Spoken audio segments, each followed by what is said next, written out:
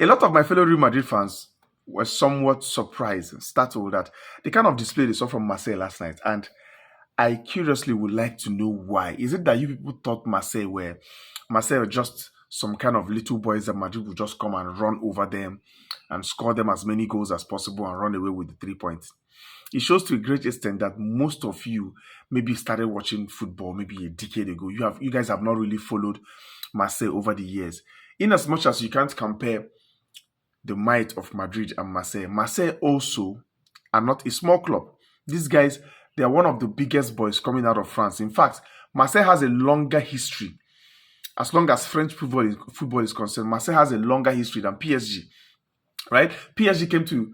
PSG's rise to dominance started when PSG is not even as old as Marseille. PSG is not even more than 60 years old, right? It was until the Qataris pumped money into the club and they started buying players, and then they made all the success that you are seeing today.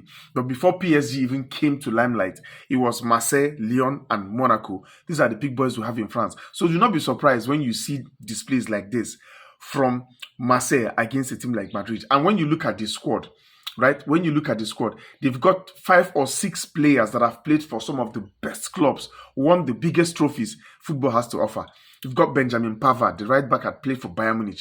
You've got Emerson, the Champions League winner with Chelsea. You've got Aubameyang, that played how many clubs? Chelsea, Barcelona, Arsenal. You've got Geoffrey Kondogbia. I didn't even know that Geoffrey Kondogbia was in that team. When I saw him in that midfield, I said, wow, this is about to be a great challenge, right? You've got players like Højbjerg. They've got players, they've got quality players. It's just that they play in a league where people do not watch. So do not be surprised when Marseille, when they make this kind of displays against the biggest teams that you and I watch every week.